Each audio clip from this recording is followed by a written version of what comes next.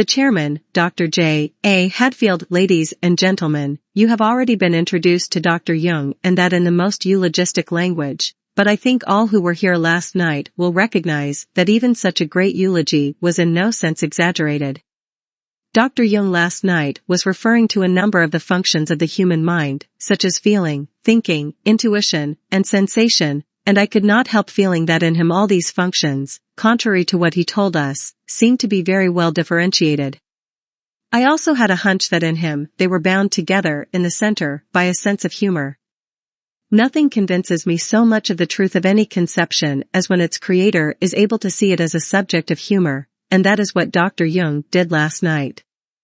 Over-seriousness in regard to any subject very often displays the fact that the individual is dubious and anxious about the truth of what he is trying to convey. Professor Jung, ladies and gentlemen, yesterday we dealt with the functions of consciousness. Today I want to finish the problem of the structure of the mind. A discussion of the human mind would not be complete if we did not include the existence of unconscious processes. Let me repeat shortly the reflections which I made last night. We cannot deal with unconscious processes directly because they are not reachable. They are not directly apprehended, they appear only in their products, and we postulate from the peculiar quality of those products that there must be something behind them from which they originate. We call that dark sphere the unconscious psyche. The ectopsychic contents of consciousness derive in the first place from the environment, through the data of the senses. Then the contents also come from other sources, such as memory and processes of judgment. These belong to the endopsychic sphere. A third source for conscious contents is the dark sphere of the mind, the unconscious.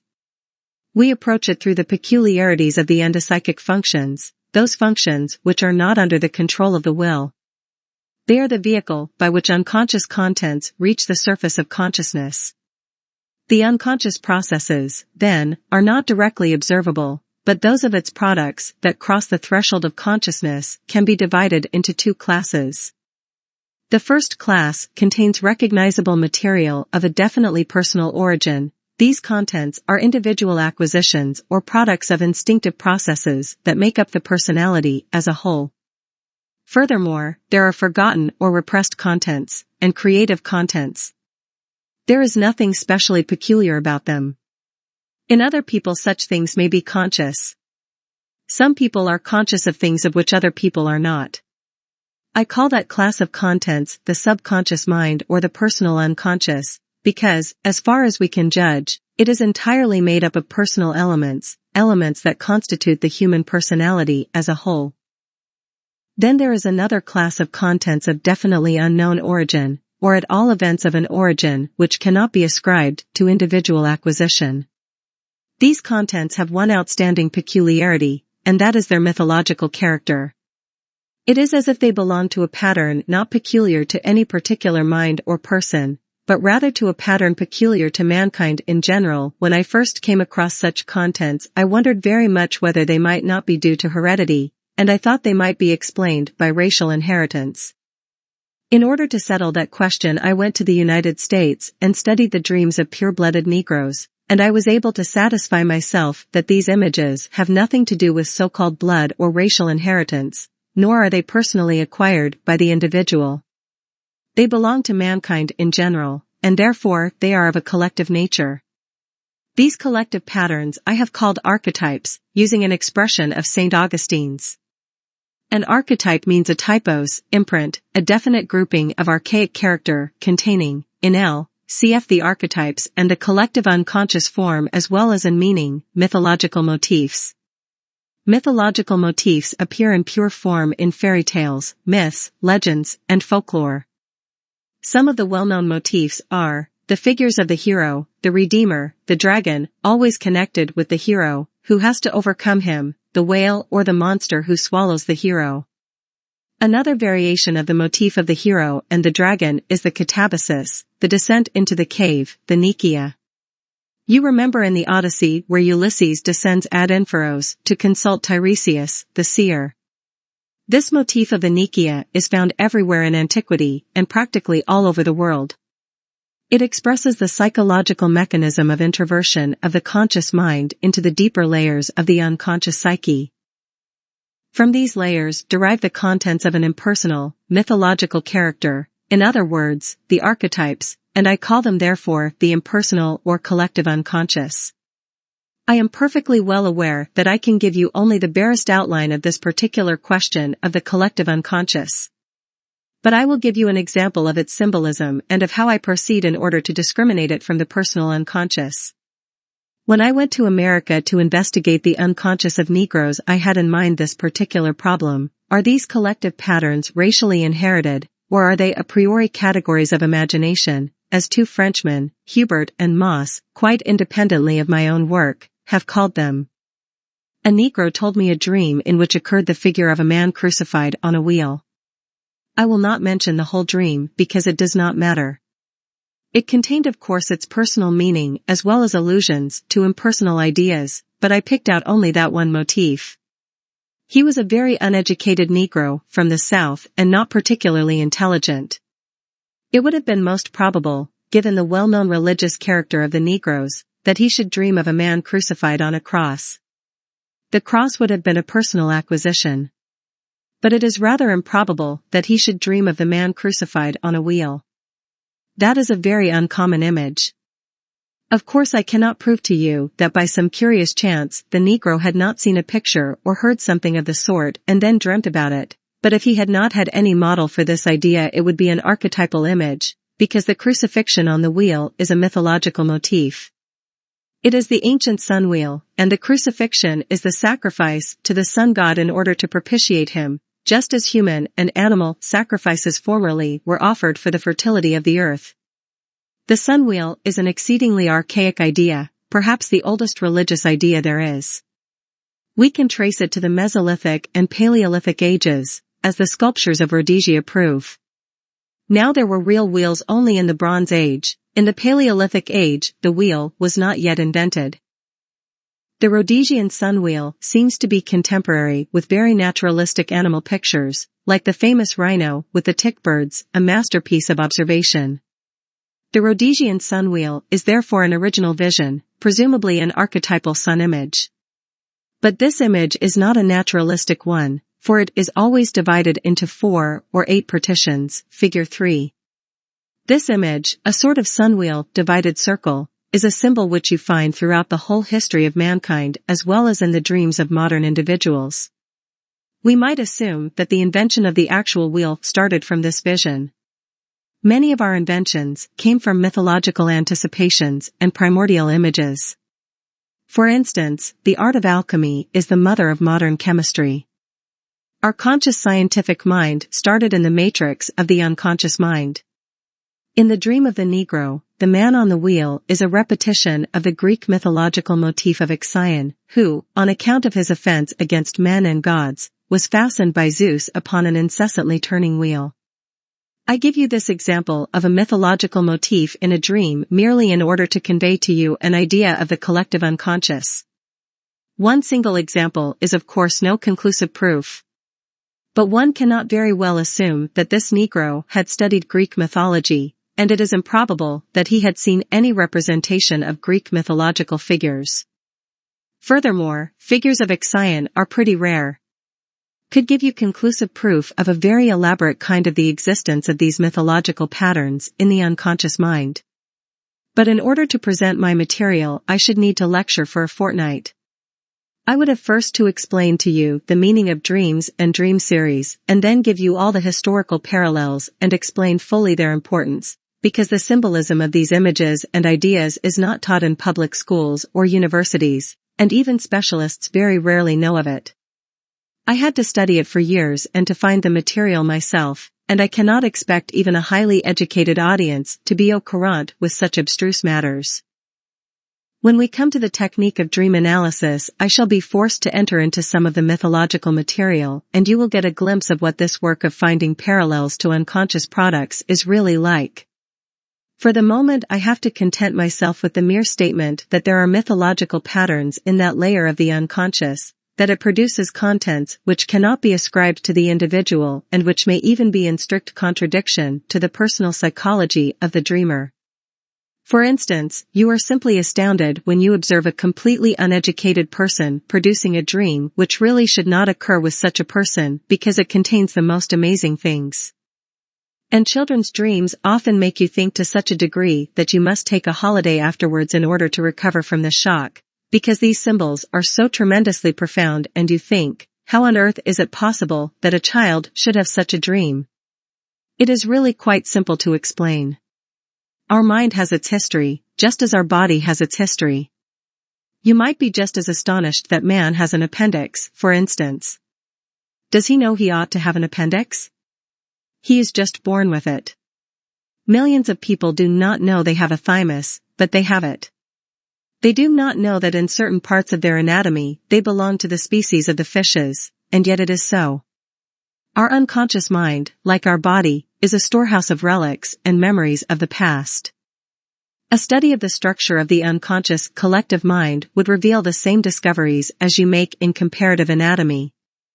We do not need to think that there is anything mystical about it. But because I speak of a collective unconscious, I have been accused of obscurantism. There is nothing mystical about the collective unconscious. It is just a new branch of science, and it is really common sense to admit the existence of unconscious collective processes. For, though a child is not born conscious, his mind is not a tabula rasa. The child is born with a definite brain, and the brain of an English child will work not like that of an Australian blackfellow, but in the way of a modern English person. The brain is born with a finished structure, it will work in a modern way, but this brain has its history.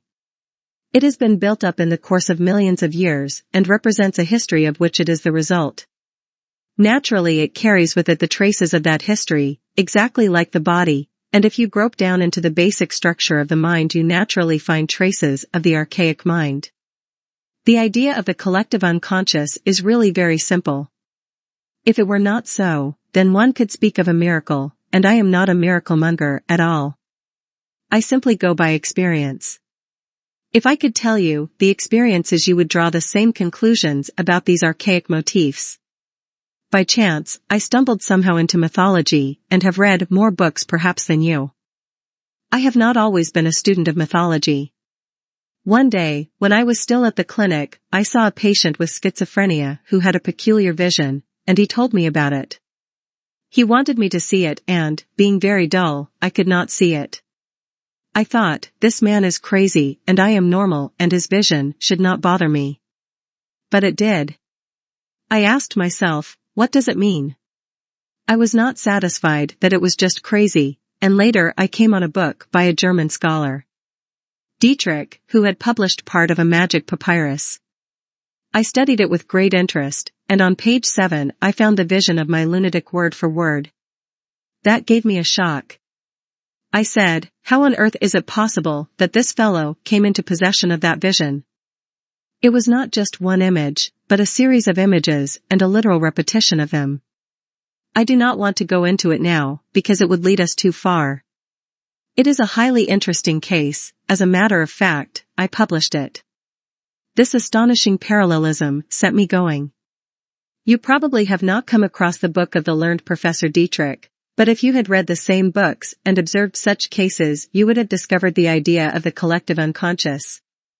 The deepest we can reach in our exploration of the unconscious mind is the layer where man is no longer a distinct individual, but where his mind widens out and merges into the mind of mankind, not the conscious mind, but the unconscious mind of mankind, where we are all the same. As the body has its anatomical conformity in its 2 eyes and 2 ears and 1 heart and so on, with only slight individual differences, so has the mind its basic conformity. On this collective level, we are no longer separate individuals, we are all one. You can understand this when you study the psychology of primitives. The outstanding fact about the primitive mentality is this lack of distinctiveness between individuals, this oneness of the subject with the object, this participation mystique, as Lévi-Brühl terms it. Primitive mentality expresses the basic structure of the mind, that psychological layer which with us is the collective unconscious, that underlying level which is the same in all. Because the basic structure of the mind is the same in everybody, we cannot make distinctions when we experience on that level. There we do not know if something has happened to you or to me. In the underlying collective level, there is a wholeness which cannot be dissected. If you begin to think about participation as a fact, which means that fundamentally we are identical with everybody and everything, you are led to very peculiar theoretical conclusions. You should not go further than those conclusions, because these things get dangerous. But some of the conclusions you should explore, because they can explain a lot of peculiar things that happen to man. I want to sum up. I have brought a diagram, figure 4. It looks very complicated, but as a matter of fact it is very simple. Suppose our mental sphere to look like a lighted globe. The surface from which the light emanates is the function by which you chiefly adapt. If you are a person who adapts chiefly by thinking, your surface is the surface of a thinking man. You will tackle things with your thinking, and what you will show to people will be your thinking. It will be another function if you are of another type. In the diagram, sensation is given as the peripheral function. By it man gets information from the world of external objects. In the second circle, thinking, he gets what his senses have told him, he will give things a name. Then, he will have a feeling about them, a feeling tone will accompany his observation. And in the end, he will get some consciousness of where a thing comes from, where it may go, and what it may do. That is intuition, by which you see round corners. These 4 functions form the ectopsychic system. The next circle in the diagram represents the conscious ego complex to which the functions refer. Inside the endopsyche, you first notice memory, which is still a function that can be controlled by the will. It is under the control of your ego complex. Then we meet the subjective components of the functions. They cannot be exactly directed by the will, but they still can be suppressed, excluded, or increased in intensity by willpower. These components are no longer as controllable as memory, though even memory is a bit tricky as you know. Then we come to the affects and invasions, which are only controllable by sheer force. You can suppress them, and that is all you can do. You have to clench your fists in order not to explode, because they are apt to be stronger than your ego complex. This psychic system cannot really be expressed by such a crude diagram. The diagram is rather a scale of values showing how the energy or intensity of the ego complex, which manifests itself in willpower, gradually decreases as you approach the darkness that is ultimately at the bottom of the whole structure, the unconscious. First we have the personal subconscious mind. The personal unconscious is that part of the psyche which contains all the things that could just as well be conscious. You know that many things are termed unconscious, but that is only a relative statement. There is nothing in this particular sphere that is necessarily unconscious in everybody. There are people who are conscious of almost anything of which man can be conscious. Of course we have an extraordinary amount of unconsciousness in our civilization, but if you go to other races, to India or to China, for example, you discover that these people are conscious of things for which the psychoanalyst in our countries has to dig for months. Moreover, simple people in natural conditions often have an extraordinary consciousness of things of which people in towns have no knowledge and of which townspeople begin to dream only under the influence of psychoanalysis. I noticed this at school. I had lived in the country among peasants and with animals, and I was fully conscious of a number of things of which other boys had no idea. I had the chance, and I was not prejudiced. When you analyze dreams or symptoms or fantasies of neurotic or normal people, you begin to penetrate the unconscious mind, and you can abolish its artificial threshold. The personal unconscious is really something very relative, and its circle can be restricted and become so much narrower that it touches zero. It is quite thinkable that a man can develop his consciousness to such an extent that he can say, nihil humanum a me alienum puto. Finally, we come to the ultimate kernel, which cannot be made conscious at all, the sphere of the archetypal mind. Its presumable contents appear in the form of images, which can be understood only by comparing them with historical parallels. If you do not recognize certain material as historical, and if you do not possess the parallels, you cannot integrate these contents into consciousness, and they remain projected. The contents of the collective unconscious are not subject to any arbitrary intention and are not controllable by the will. They actually behave as if they did not exist in yourself. You see them in your neighbors, but not in yourself. When the contents of the collective unconscious become activated, we become aware of certain things in our fellow men. For instance, we begin to discover that the bad Abyssinians are attacking Italy. You know the famous story by Anatole France. Two peasants were always fighting each other, and there was somebody who wanted to go into the reasons for it, and he asked one man, "Why do you hate your neighbor and fight him like this?" He replied, "Mais il est de l'autre côté de la rivière." That is like France and Germany. We Swiss people, you know, had a very good chance during the Great War to read newspapers and to study that particular mechanism which behaved like a great gun firing on one side of the Rhine and in exactly the same way on the other side, and it was very clear that people saw in their neighbors the thing they did not recognize in themselves. As a rule, when the collective unconscious becomes really constellated in larger social groups, the result is a public craze, a mental epidemic that may lead to revolution or war or something of the sort. These movements are exceedingly contagious, almost overwhelmingly contagious, because, when the collective unconscious is activated, you are no longer the same person. You are not only in the movement, you are it. If you lived in Germany or were there for a while, you would defend yourself in vain. It gets under your skin. You are human, and wherever you are in the world you can defend yourself only by restricting your consciousness and making yourself as empty, as soulless, as possible. Then you lose your soul, because you are only a speck of consciousness floating on a sea of life in which you do not participate. But if you remain yourself, you will notice that the collective atmosphere gets under your skin. You cannot live in Africa or any such country without having that country under your skin. If you live with the yellow man, you get yellow under the skin. You cannot prevent it, because somewhere you are the same as the Negro, or the Chinese, or whoever you live with, you are all just human beings. In the collective unconscious, you are the same as a man of another race, you have the same archetypes, just as you have, like him, eyes, a heart, a liver, and so on. It does not matter that his skin is black. It matters to a certain extent. Sure enough, he is probably a whole historical layer less than you. The different strata of the mind correspond to the history of the races. If you study races as I have done, you can make very interesting discoveries. You can make them, for instance, if you analyze North Americans. The American, on account of the fact that he lives on virgin soil, has the red Indian in him. The red man, even if he has never seen one, and the Negro, though he may be cast out and the tramcars reserved for white men only, have got into the American, and you will realize that he belongs to a partly colored nation. These things are wholly unconscious, and you can only talk to very enlightened people about them. It is just as difficult to talk to Frenchmen or Germans when you have to tell them why they are so much against each other.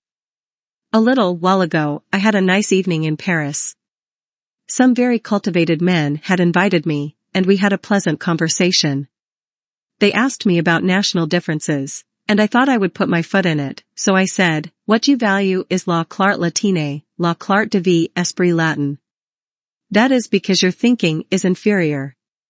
The Latin thinker is inferior in comparison to the German thinker."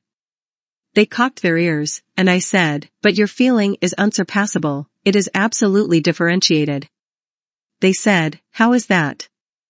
I replied, "Go to a cafe or a vaudeville or a place where you hear songs and stage plays, and you will notice a very peculiar phenomenon. There are any number of very grotesque and cynical things, and then suddenly something sentimental happens. A mother loses her child, there is a lost love, or something marvelously patriotic, and you must weep. For you, the salt and the sugar have to go together. But a German can stand a whole evening of sugar only. The Frenchman must have some salt in it. You meet a man and say, "Enchanté de faire votre connaissance." You are not enchanté de faire sa connaissance at all, you are really feeling, "Oh, go to the devil." But you are not disturbed, nor is he. But do not say to a German, "Enchanté de faire votre connaissance," because he will believe it. A German will sell you a pair of sock suspenders and not only expect, as is natural, to be paid for it. He also expects to be loved for it. The German nation is characterized by the fact that its feeling function is inferior, it is not differentiated. If you say that to a German, he is offended. I should be offended too. He is very attached to what he calls Gemütlichkeit. A room full of smoke in which everybody loves everybody, that is gemütlich, and that must not be disturbed. It has to be absolutely clear, just one note and no more. That is la klart Germanique du sentiment, and it is inferior. On the other hand, it is a gross offense to a Frenchman to say something paradoxical, because it is not clear. An English philosopher has said, a superior mind is never quite clear. That is true, and also superior feeling is never quite clear. You will only enjoy a feeling that is above board when it is slightly doubtful, and a thought that does not have a slight contradiction in it is not convincing. Our particular problem from now on will be, how can we approach the dark sphere of man? As I have told you, this is done by 3 methods of analysis: the word association test, dream analysis, and the method of active imagination. First of all, I want to say something about word association tests. To many of you perhaps these seem old-fashioned, but since they are still being used, I have to refer to them. I use this test now not with patients, but with criminal cases. The experiment is made, I am repeating well-known things, with a list of say 100 words. You instruct the test person to react with the first word that comes into his mind as quickly as possible after having heard and understood the stimulus word. When you have made sure that the test person has understood what you mean, you start the experiment. You mark the time of each reaction with a stopwatch. When you have finished the 100 words, you do another experiment. You repeat the stimulus words and the test person has to reproduce his former answers. In certain places his memory fails and reproduction becomes uncertain or faulty. These mistakes are important. Originally, the experiment was not meant for its present application at all, it was intended to be used for the study of mental association. That was of course a most utopian idea. One can study nothing of the sort by such primitive means. But you can study something else when the experiment fails, when people make mistakes. You ask a simple word that a child can answer, and a highly intelligent person cannot reply. Why? That word has hit on what I call a complex, a conglomeration of psychic contents, characterized by a peculiar or perhaps painful feeling tone, something that is usually hidden from sight. It is as though a projectile struck through the thick layer of the persona into the dark layer. For instance, somebody with a money complex will be hit when you say, to buy, to pay, or money. That is a disturbance of reaction. We have about 12 or more categories of disturbance, and I will mention a few of them so that you will get an idea of their practical value. The prolongation of the reaction time is of the greatest practical importance. You decide whether the reaction time is too long by taking the average mean of the reaction times of the test person.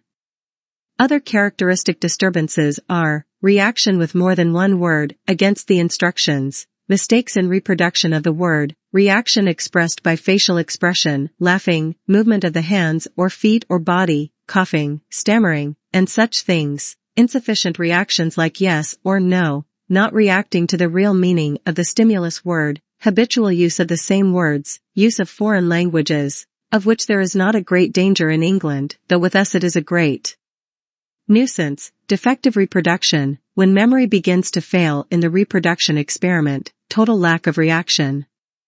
All these reactions are beyond the control of the will. If you submit to the experiment you are done for, and if you do not submit to it you are done for too, because one knows why you are unwilling to do so.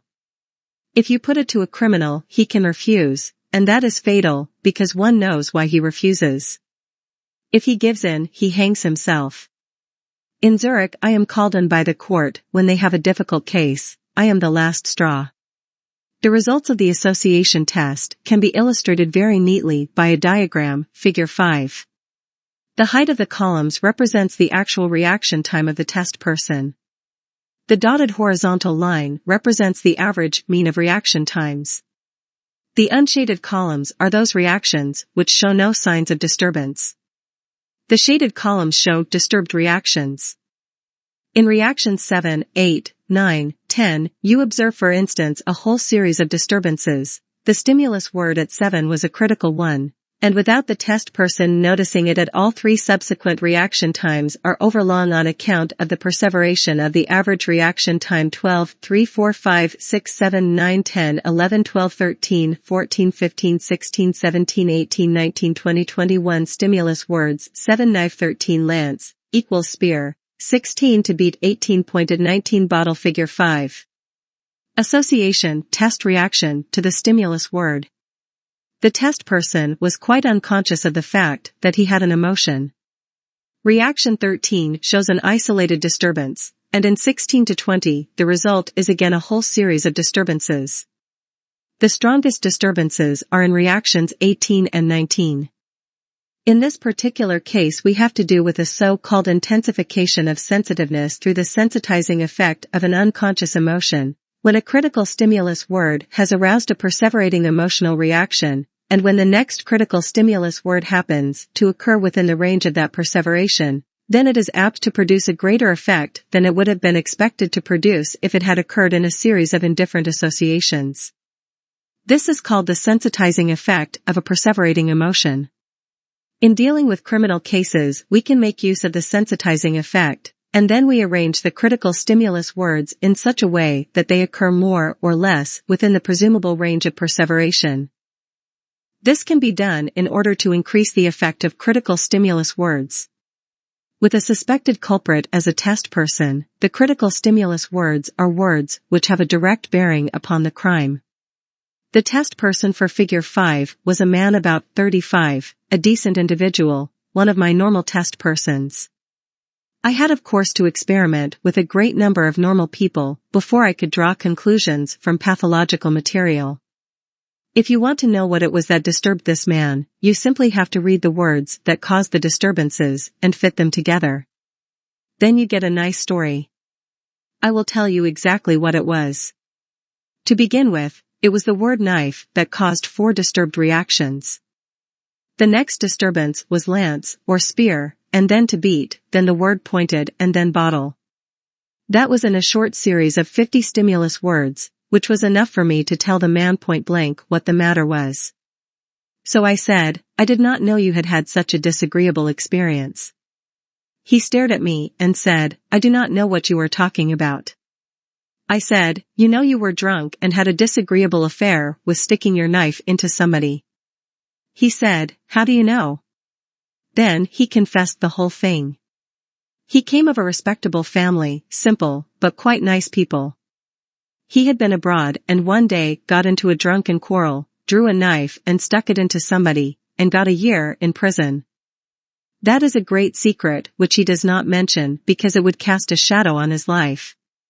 Nobody in his town or surroundings knows anything about it, and I am the only one who by chance stumbled upon it.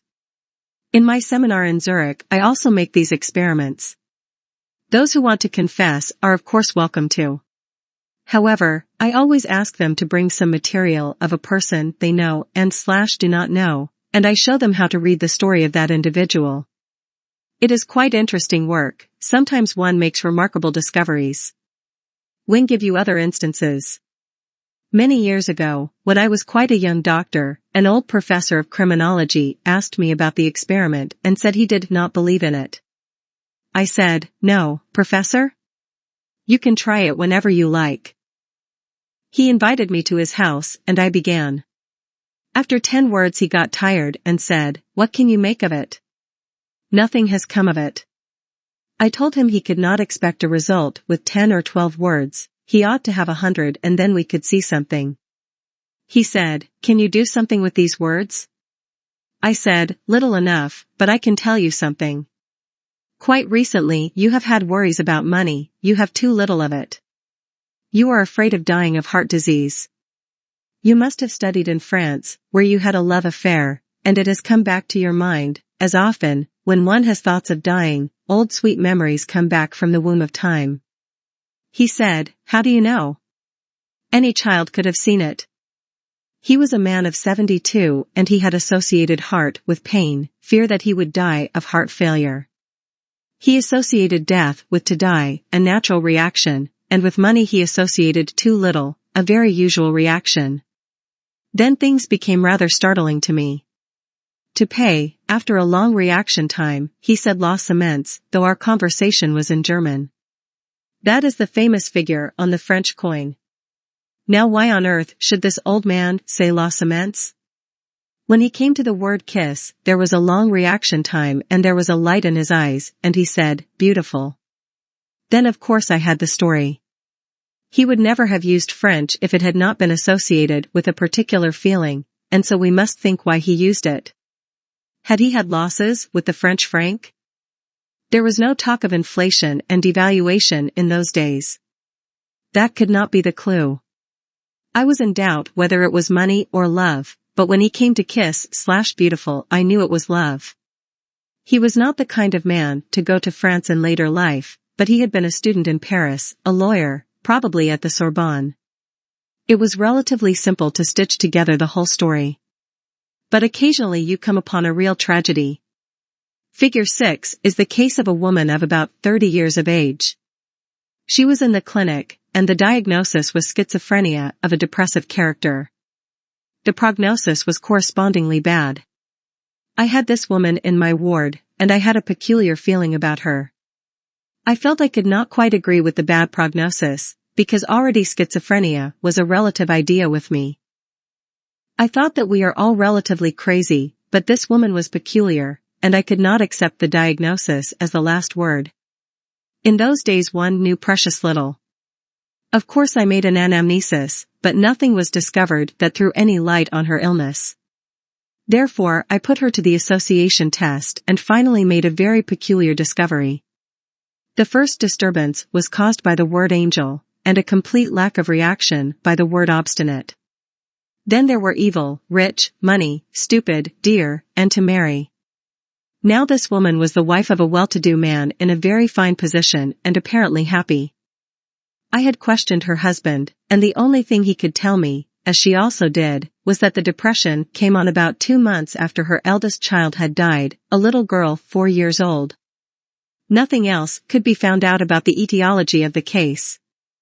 The association test confronted me with a most baffling series of reactions which I could not put together. You will often be in such a situation, particularly if you have no routine with that kind of diagnosis. Then you first ask the test person about the words which are not going directly to the kernel. If you asked directly about the strongest disturb answers you would get wrong answers, so you begin with relatively harmless words and you are likely to get an honest reply. I said, what about angel? Does that word mean something to you? She replied, of course, that is my child whom I have lost. And then came a great flood of tears. When the storm had blown over, I asked, what does obstinate mean to you? She said, it means nothing to me. But I said, there was a big disturbance with the word and it means there is something connected with it. I could not penetrate it. I came to the word evil and could get nothing out of her. There was a severely negative reaction which showed that she refused to answer. I went on to blue, and she said, those are the eyes of the child I have lost. I said, did they make a particular impression on you? She said, of course. They were so wonderfully blue when the child was born. I noticed the expression on her face, and I said, why are you upset? And she replied, well, she did not have the eyes of my husband. Finally, it came out that the child had had the eyes of a former lover of hers. I said, what is upsetting you with regard to that man? And I was able to worm the story out of her. In the little town in which she grew up there was a rich young man. She was of a well-to-do family, but nothing grand. The man was of the moneyed aristocracy and the hero of the little town, and every girl dreamed of him. She was a pretty girl and thought she might have a chance. Then she discovered she had no chance with him, and her family said, why think of him? He's a rich man and does not think of you. Here is Mr. So-and-so, a nice man. Why not marry him? She married him and was perfectly happy ever after until the 5th year of her marriage, when a former friend from her native town came to visit her. When her husband left the room he said to her, you have caused pain to a certain gentleman, meaning the hero. She said, what? I caused pain? The friend replied, didn't you know he was in love with you and was disappointed when you married another man? That set fire to the roof. But she repressed it. A fortnight later she was bathing her boy, 2 years, and her girl, 4 years old. The water in the town, it was not in Switzerland, was not above suspicion, in fact it was infected with typhoid fever. She noticed that the little girl was sucking a sponge. But she did not interfere, and when the little boy said, I want to drink some water, she gave him the possibly infected water.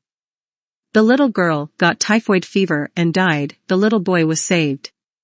Then she had what she wanted, or what the devil in her wanted, the denial of her marriage in order to marry the other man. To this end she had committed murder.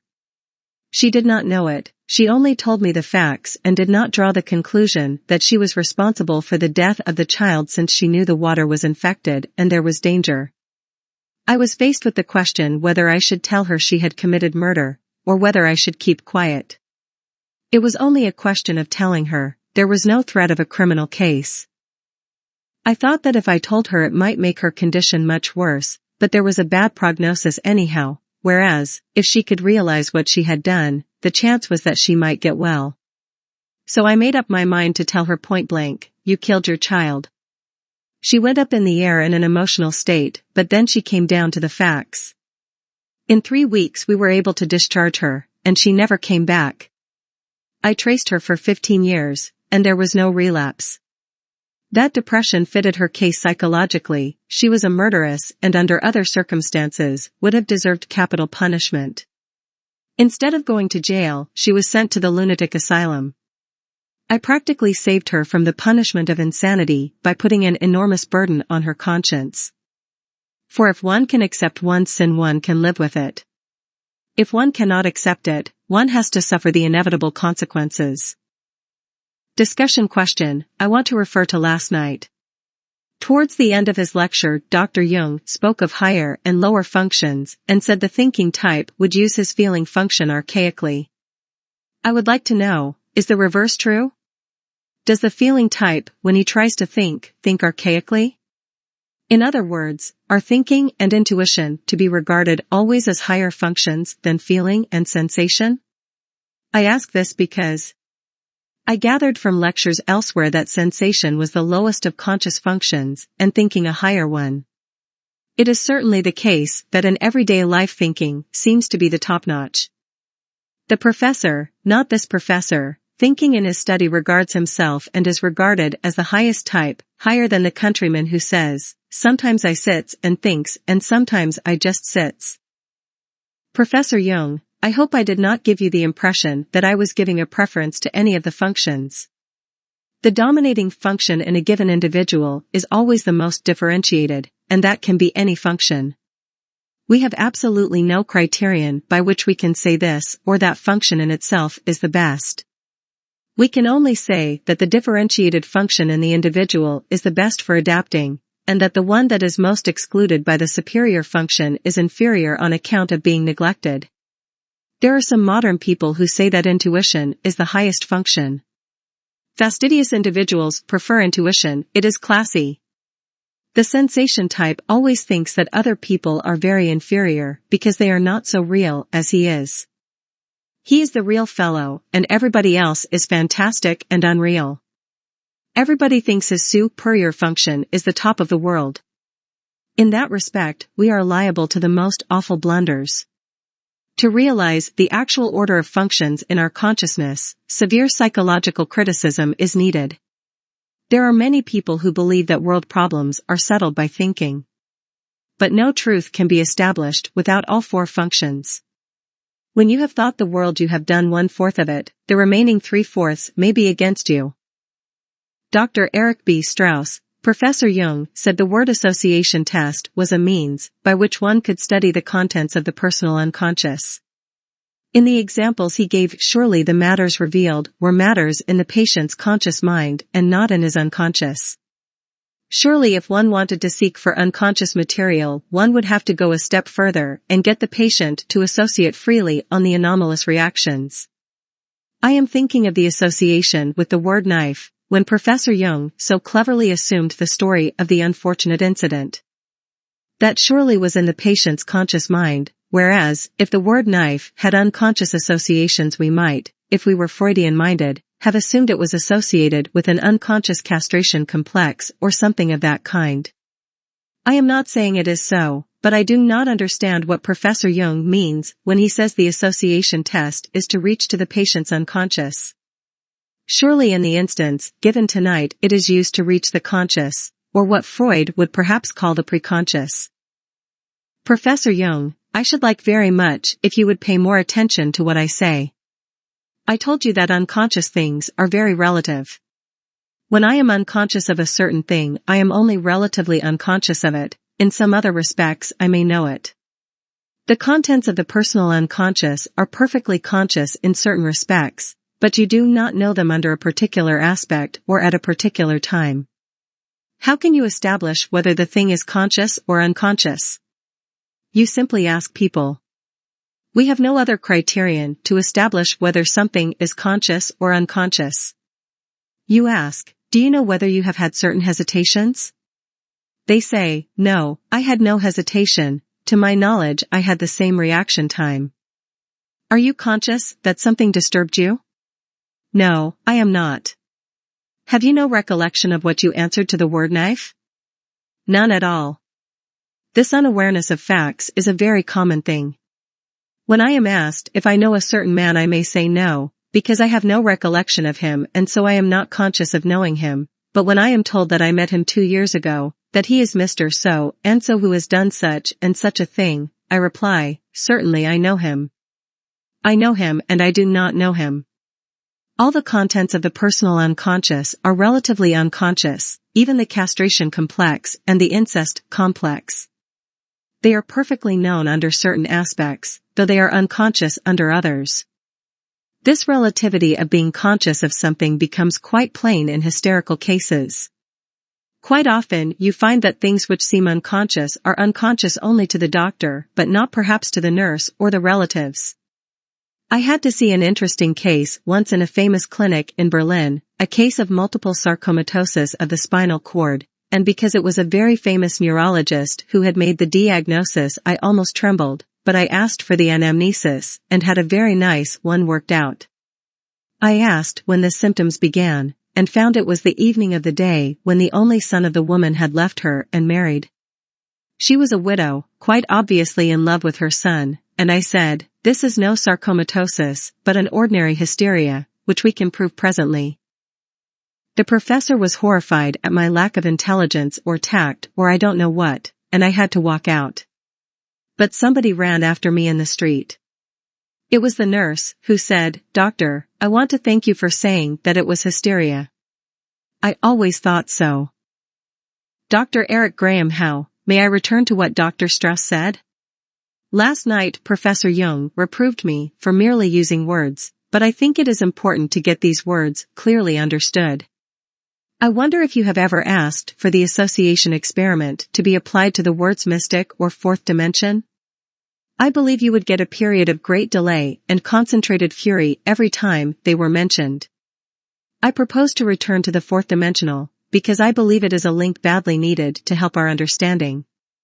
Dr. Strauss uses the word unconscious, but I understand from Professor Jung that there is no such thing. There is only a relative unconsciousness which depends on a relative degree of consciousness. According to Freudians, there is a place, a thing, an entity, called the unconscious. According to Professor Jung, as I understand him, there is no such thing. He is moving in a fluid medium of relationship and Freud in a static medium of unrelated entities. To get it clear, Freud is three-dimensional and Jung is, in all his psychology, four-dimensional. For this reason, I would criticize if I may the whole diagrammatic system of Jung, because he is giving you a three-dimensional presentation of a four-dimensional system, a static presentation of something that is functionally moving, and unless it is explained you get it confused with the Freudian terminology and you cannot understand it. I shall insist that there must be some clarification of words. Professor Jung, I could wish Dr. Graham Howe were not so indiscreet. You are right, but you should not say such things. As I explained, I tried to begin with the mildest propositions. You put your foot right into it and speak of 4 dimensions and of the word mystic, and you tell me that all of us would have a long reaction time to such stimulus words. You are quite right, everybody would be stung because we are just beginners in our field. I agree with you that it is very difficult to let psychology be a live-ing thing and not to dissolve it into static entities. Naturally, you must express yourself in terms of the 4th dimension when you bring the time factor into a 3-dimensional system. When you speak of dynamics and processes, you need the time factor, and then you have all the prejudice of the world against you because you have used the word 4-dimensional. It is a taboo word that should not be mentioned. It has a history, and we should be exceedingly tactful with such words. The more you advance in the understanding of the psyche, the more careful you will have to be with terminology, because it is historically coined and prejudiced. The more you penetrate the basic problems of psychology, the more you approach ideas which are philosophically, religiously, and morally prejudiced. Therefore certain things should be handled with the utmost care. Dr. Howe, this audience would like you to be provocative. I am going to say a rash thing. You and I do not regard the shape of the ego as a straight line. We would be prepared to regard the sphere as a true shape of the self in 4 dimensions, of which one is the 3-dimensional outline. If so, will you answer a question, what is the scope of that self which in 4 dimensions is a moving sphere? I suggest the answer is, the universe itself, which includes your concept of the collective racial unconscious. Professor Jung, I should be much obliged if you would repeat that question.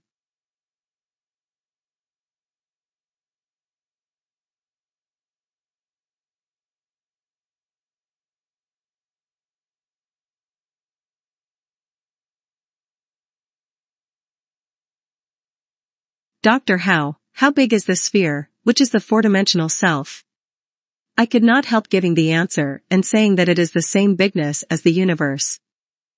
Professor Jung, this is really a philosophical question, and to answer it requires a great deal of theory of cognition. The world is our picture. Only childish people imagine that the world is what we think it is. The image of the world is a projection of the world of the self, as the latter is an introjection of the world. But only the special mind of a philosopher will step beyond the ordinary picture of the world in which there are static and isolated things.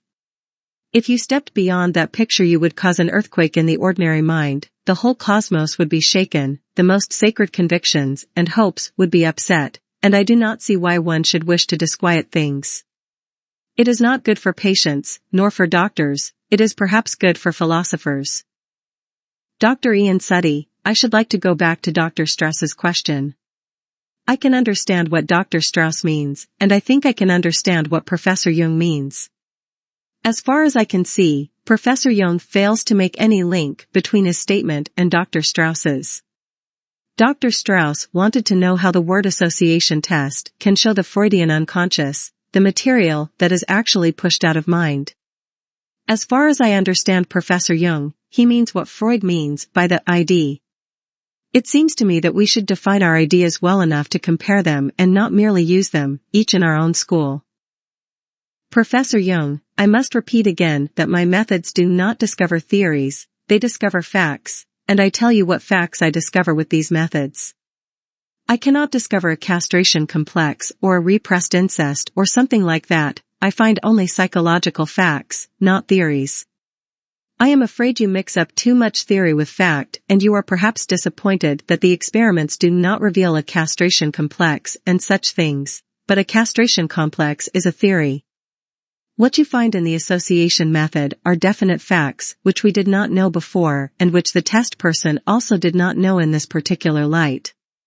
I do not say he did not know it under another light. You know many things when you are in your business that you do not know at home, and at home you know many things that you do not know in your official position. Things are known in one place and some where else they are not known. That is what we call unconscious. I must repeat that we cannot penetrate the unconscious empirically and then discover, for instance, the Freudian theory of the castration complex. The castration complex is a mythological idea, but it is not found as such. What we actually find are certain facts grouped in a specific way, and we name them according to mythological or historical parallels. You cannot find a mythological motif, you can only find a personal motif, and that never appears in the form of a theory but as a living fact of human life. You can abstract a theory from it, Freudian or Adlerian or any other. You can think what you please about the facts of the world, and there will be as many theories in the end as heads that think about it.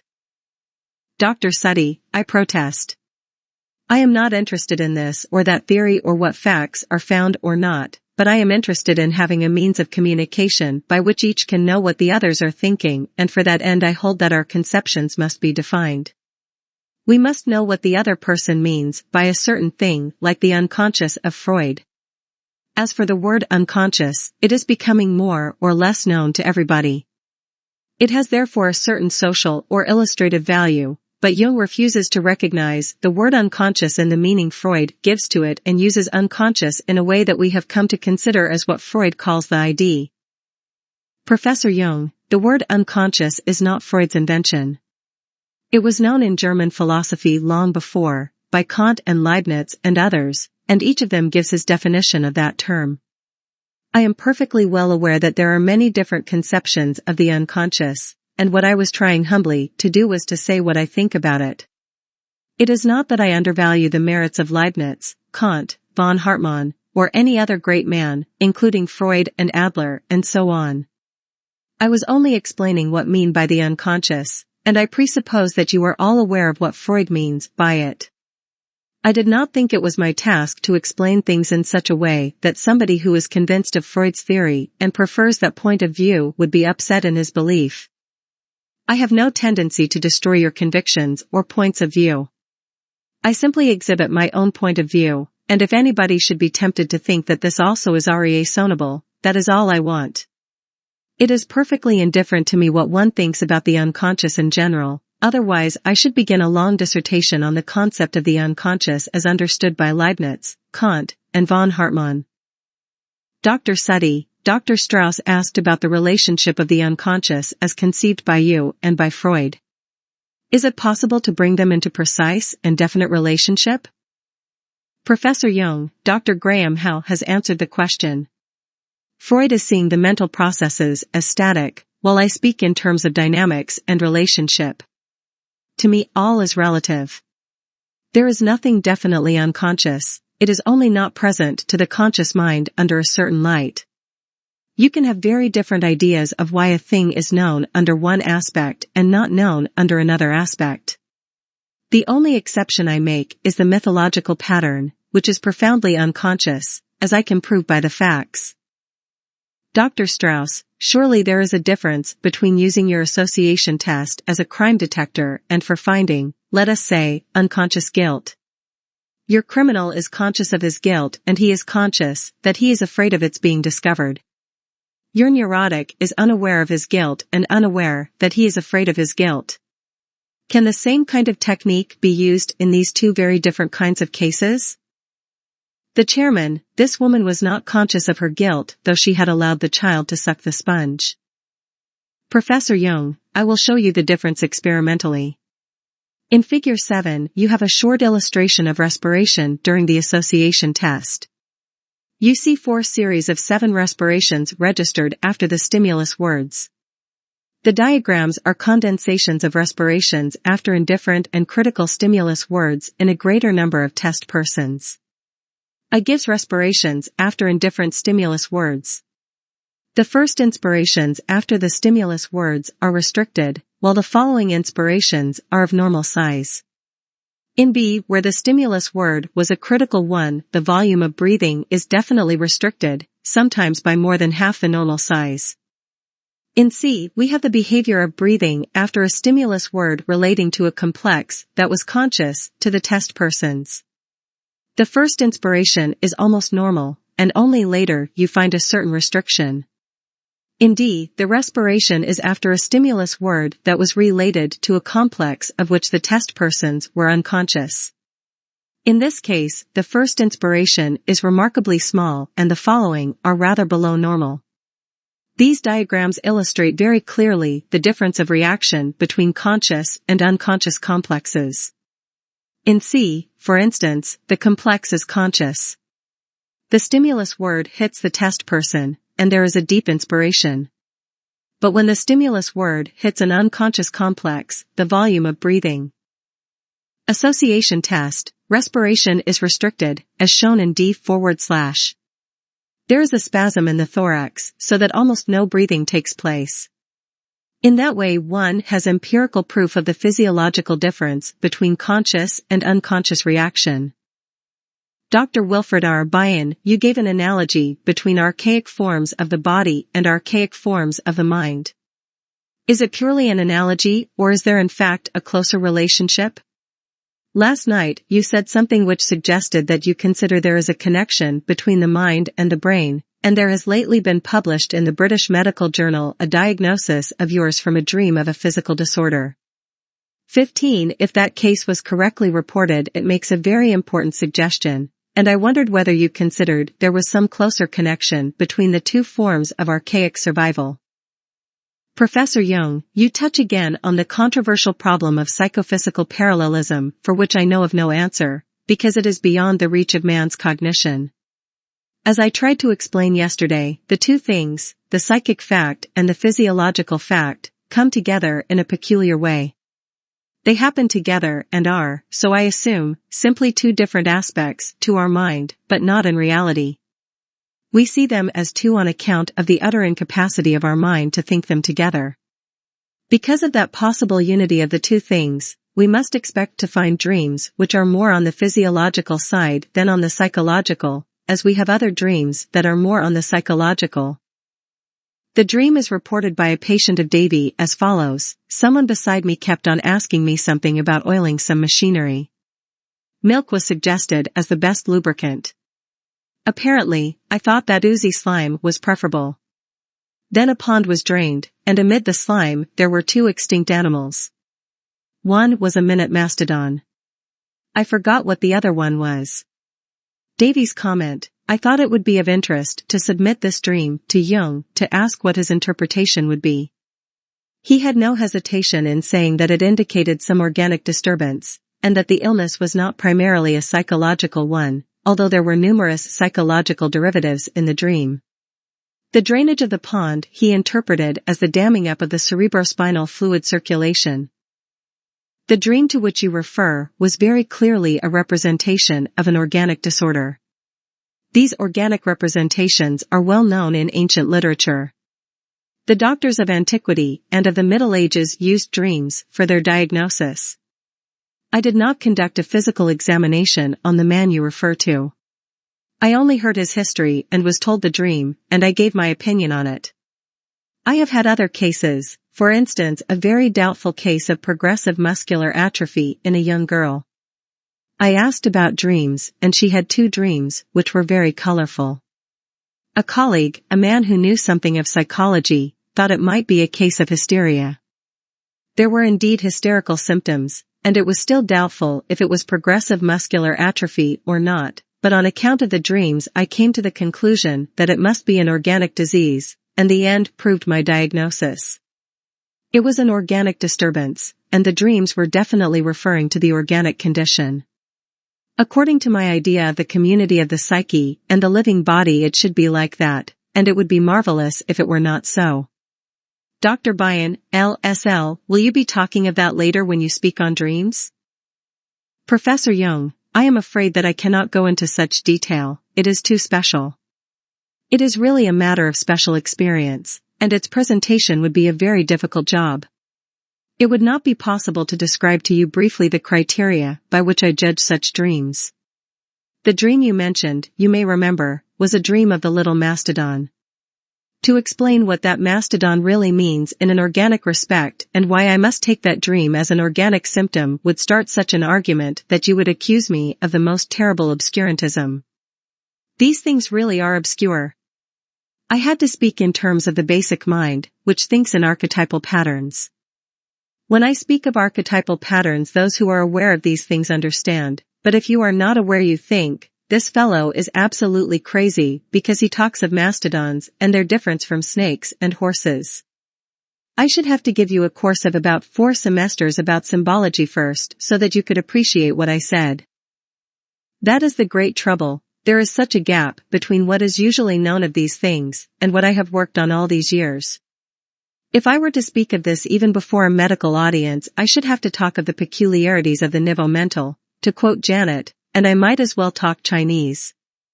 For instance, I would say that the abasement du niveau mental sink in a certain case to the level of the manipura chakra, that is, to the level of the navel.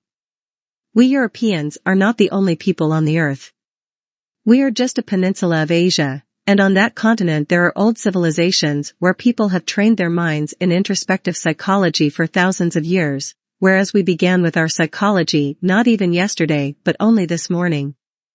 These people have an insight that is simply fabulous, and I had to study Eastern things to understand certain facts of the unconscious. I had to go back to understand Oriental symbolism. I am about to publish a little book on one symbolic motif only, and you will find it hair-raising.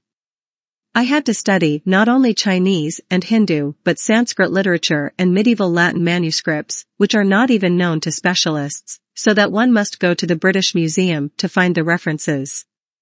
Only when you possess that apparatus of parallelism can you begin to make diagnoses and say that this dream is organic and that one is not. Until people have acquired that knowledge, I am just a sorcerer. They say it is un tour de passe. They said it in the Middle Ages. They said, how can you see that Jupiter has satellites?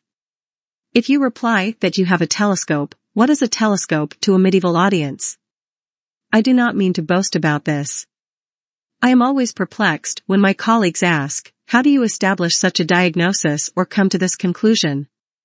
I reply, I will explain if you will allow me to explain what you ought to know to be able to understand it.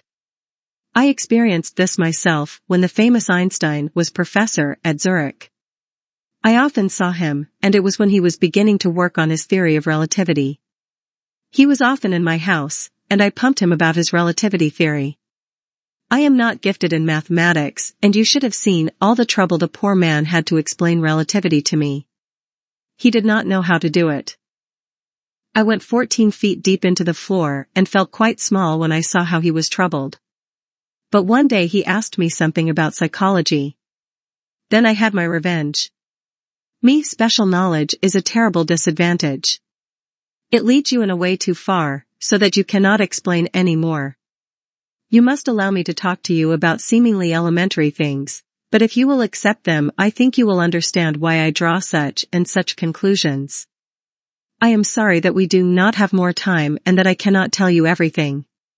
When I come to dreams, I have to give myself away and to risk your thinking me a perfect fool, because I am not able to put before you all the historical evidence which led to my conclusions. I should have to quote bit after bit from Chinese and Hindu literature, medieval texts, and all the things which you do not know. How could you? I am working with specialists in other fields of knowledge and they help me. There was my late friend Professor Wilhelm, the sinologist. I worked with him. He had translated a Taoist text, and he asked me to comment on it, which I did from the psychological side. I am a terrible novelty to a sinologist, but what he has to tell us is a novelty to us. The Chinese philosophers were no fools. We think the old people were fools, but they were as intelligent as we are.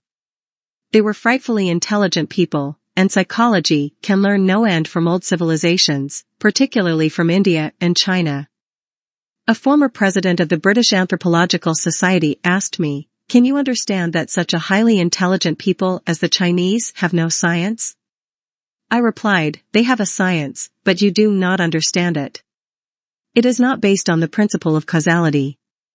The principle of causality is not the only principle, it is only relative. People may say, what a fool to say causality is only relative. But look at modern physics. The East bases its thinking and its evaluation of facts on another principle. We have not even a word for that principle. The East naturally has a word for it, but we do not understand it. The Eastern word is Tao. My friend McDougall has a Chinese student, and he asked him, "What exactly do you mean by Tao?" Typically Western. The Chinese explained what Tao is, and he replied, "I do not understand yet." The Chinese went out to the balcony and said, "What do you see?" "I see a street and houses, and people walking and tramcars passing." "What more?" "There is a hill." "What more?" "Trees." "What more?" "The wind is blowing." The Chinese threw up his arms and said, "That is Tao." There you are. Tao can be anything. I use another word to designate it, but it is poor enough. I call it synchronicity. The Eastern mind, when it looks at an ensemble of facts, accepts that ensemble as it is, but the Western mind divides it into entities, small quantities. You look, for instance, at this present gathering of people, and you say, "Where do they come from? Why should they come together?" The Eastern mind is not at all interested in that. It says, "What does it mean that these people are together?" That is not a problem for the Western mind. You are interested in what you come here for and what you are doing here. Not so the Eastern mind, it is interested in being together. It is like this: you are standing on the seashore and the waves wash up an old hat, an old box, a shoe, a dead fish, and there they lie on the shore. You say, "Chance, nonsense." The Chinese mind asks, "What does it mean that these things are together?" The Chinese mind experiments with that being together and coming together at the right moment, and it has an experimental method which is not known in the West, but which plays a large role in the philosophy of the East. It is a method of forecasting possibilities, and it is still used by the Japanese government about political situations. It was used, for instance, in the Great War. This method was formulated in 1143 BC.